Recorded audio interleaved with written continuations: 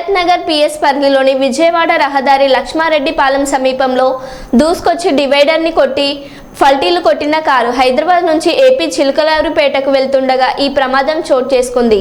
జాతీయ రహదారి పనులు భాగంగా ఫ్లైఓవర్ నిర్మాణం కోసం తీసిన గుంత వద్ద కారు ఫల్టీలు కొట్టింది. కారులో వెళ్తున్న దంపతులు బెలూన్ ఓపెన్ కావడంతో త్రుటిలో తప్పిన ప్రమాదం అందులో ఉన్న మహిళకు తలకు చేయికి గాయాలైనాయి.